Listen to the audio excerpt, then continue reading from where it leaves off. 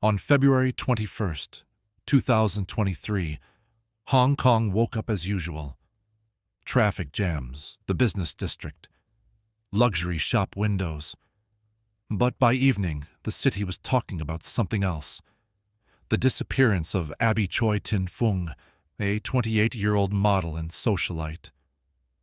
For a city accustomed to order, it sounded almost unbelievable. Abby was the kind of person people followed like a TV series. She posted photos from shoots and runway shows, appeared in fashion roundups, and her social media gave the impression that her celebrations never ended. In mid-February 2023, she shared images from a Dior fashion event, tagging designers and brands. And only a few days before she vanished, she posted material from a shoot for L'Officiel Monaco. This matters not for the gloss, but as a marker. When someone who is constantly online suddenly goes silent, it immediately looks suspicious. Abby was born on July 15, 1994, in Hong Kong. She was described as a model, influencer, and socialite. According to media reports, she had more than 100,000 Instagram followers, and her assets were estimated at hundreds of millions of Hong Kong dollars. Friends said that behind her outward lightness was discipline, the ability to keep a composed face, be punctual, negotiate, and help those she considered her people. Her charitable initiatives were also mentioned separately, including projects supporting animal welfare. Abby married very early, at 18. Her husband was Alex Kwong. The marriage produced 2 children, but the relationship fell apart and the couple divorced. The divorce, however, was not the end of the story. Abby continued to help her ex-husband and his relatives, and from the outside it looked like an almost ideal compromise. The children didn't lose contact with their father and his family. The parents didn't wage war, and the past didn't turn into a dirty conflict. But this kind of soft arrangement has a risk. When one person becomes a constant support, a habit gradually forms around living off that support. Over time, help stops being perceived as a gift.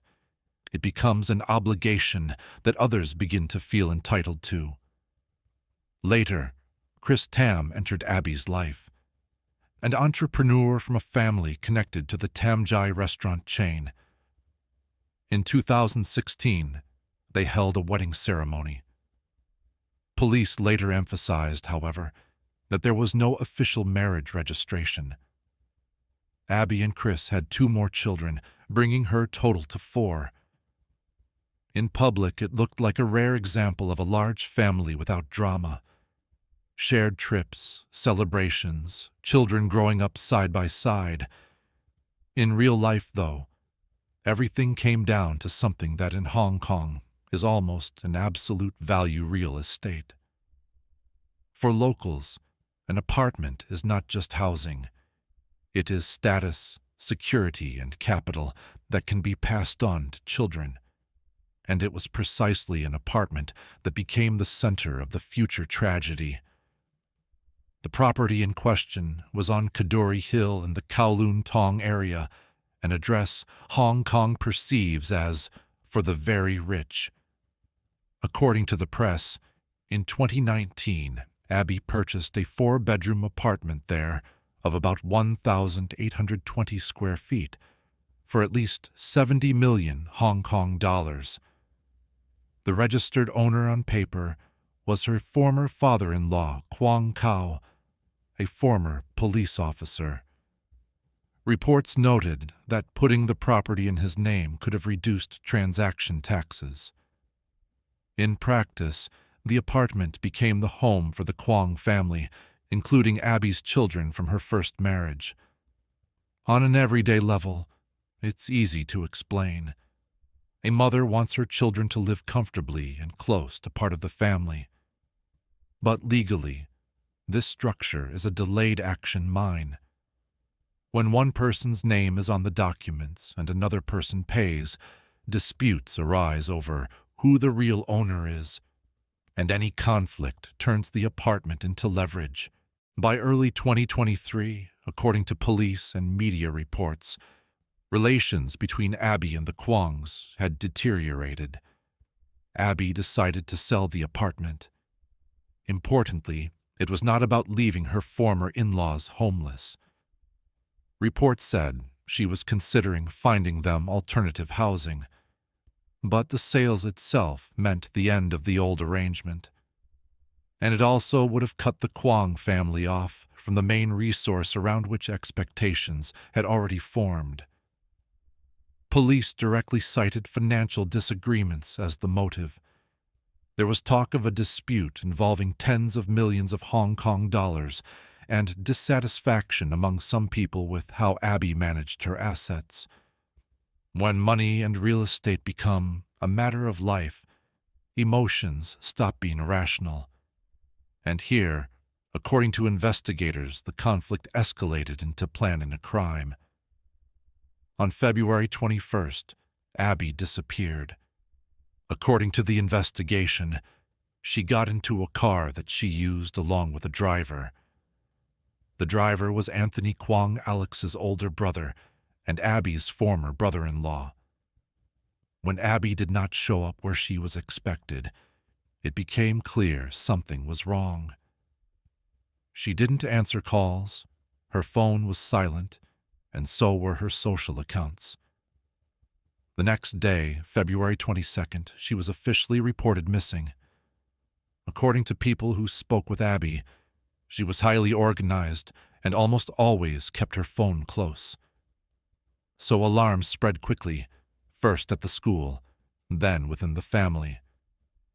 In such situations, people usually hope for a simple explanation. She ran late, lost signal, got stuck in traffic. But as the hours passed with no answers, it became clear this was not an ordinary delay. Police received the report and immediately began reviewing camera footage and routes. Hong Kong has a dense surveillance network, and for investigators it is often the first source of truth. From there, the investigation followed a modern script in which the main evidence is digital. CCTV footage, the car's route, navigation logs, times, and stop points. According to Hong Kong media, a key lead was GPS data from a 7-seater vehicle. It took investigators to the Tai Po area in the city's northeast, closer to the border with mainland China. This is a different Hong Kong quieter, with villages, warehouse zones, and roads where cars can easily blend into the background. In the village of Long Mei Tsuen, police said, a space on the ground floor of a 3-story house had been rented. The lease was arranged in early February, just a few weeks before Abby disappeared. That kind of window looks like preparation. Enough time to set up the place, but not so long that it draws neighbors' attention. Reports said the space was almost empty and recently rented, with parts of the walls and windows covered by tarps, a detail that would later take on an especially grim tone.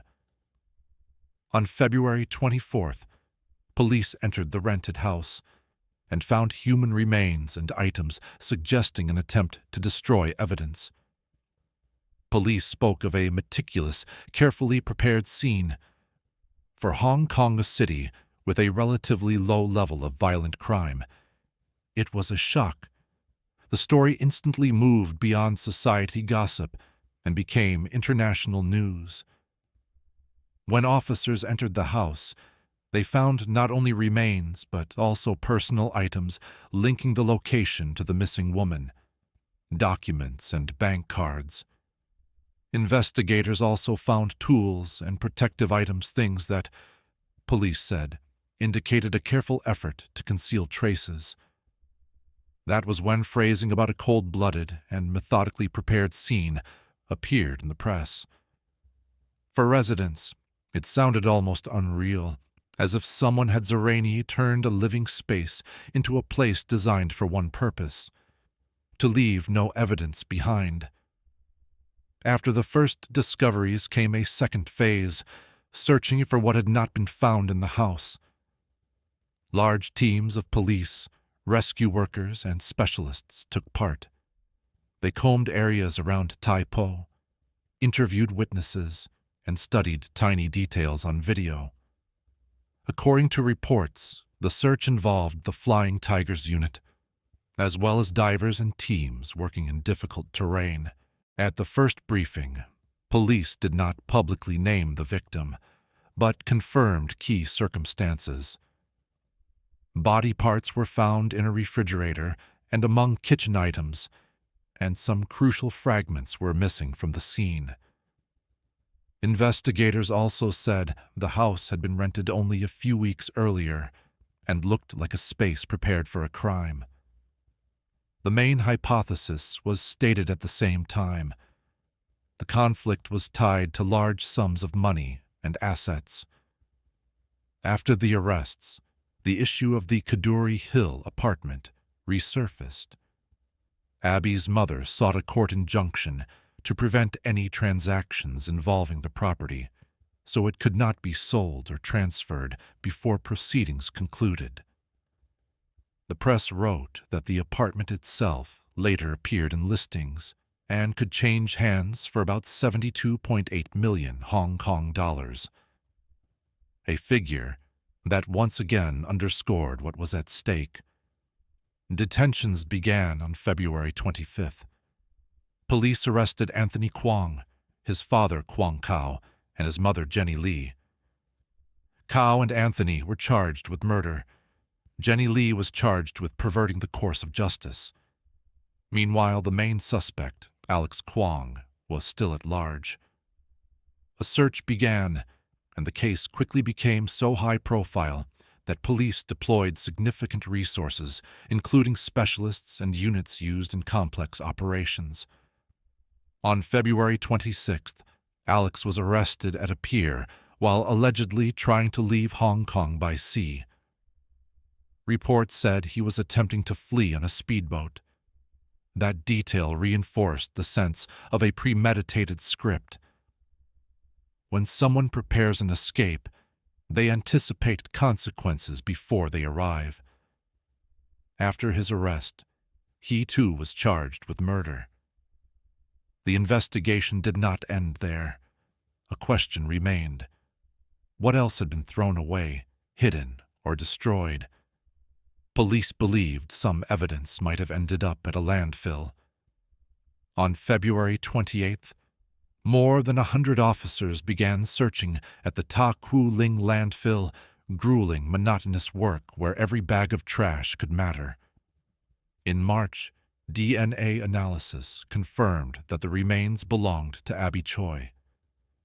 According to investigators, 7 people were detained in total. Among them was a woman described as close to Kwong Kao, as well as individuals suspected of helping with the attempted escape. Courts, reviewing bail applications, denied release to key defendants. Later, in December 2023, Alex Kwong and 2 relatives faced an additional charge related to obstructing the lawful burial of a body. In parallel, a second track unfolded a legal battle over assets and the children's future. Hong Kong outlets emphasized that the lack of a registered marriage with Chris Tam could complicate inheritance procedures and make them lengthy. Abby's mother went to court to protect the assets and prevent their sale before proceedings concluded. When 4 children are involved, inheritance stops being wealth. It becomes a question of their stability for years ahead. In 2024, another detail emerged. While in custody awaiting trial for the murder case, Alex Kwong received a separate sentence for unrelated offenses, theft, and breaches of court appearance conditions tied to older incidents. This strengthened public perception that there had been a background of prior legal problems around the tragedy. In the summer of 2023, farewell ceremonies were held in Hong Kong. Family and friends spoke of her as someone who knew how to help and rarely refused. Against the case's grim details, these words sounded especially stark. At the center of the story was a woman many knew as kind and generous, not as a tabloid character. In Hong Kong's legal system, murder is among the most serious crimes. A conviction carries a mandatory life sentence. The death penalty has been abolished in the city. That is why attention to the case did not fade. Each court hearing was seen as a step toward resolution. By 2025, the court separately addressed the escape episode. 2 people were found guilty of conspiring to pervert the course of justice. They helped arrange a sea escape for a man named Alex, knowing he was trying to evade criminal consequences. In June 2025, they were sentenced to prison terms. And in January 2026, media reported a key development. The court scheduled the murder trial for September 2026. In the dock are expected to be Alex Kwong, his brother Anthony, and their father Kwong Kao, 3 men, whom investigators consider central figures in the crime. Abby Choi's story is not merely a chronicle of a high-profile killing. It is a story about how, in a city where property often equals power and security, family relationships can remain tied for years by financial knots. For a long time, Abby was the bridge. She helped, provided, and smoothed conflicts. But when she decided to regain control over her own asset and set boundaries, it turned out that for someone, this meant losing a familiar world, and someone was willing to cross the line. Hong Kong also remembered this story because it shattered a comfortable illusion that money and status automatically provide protection. In reality, they offer only the appearance of control. And when the stakes become too high, status and money can make a conflict especially brutal. Because then people stop fighting for relationships and start fighting for a resource.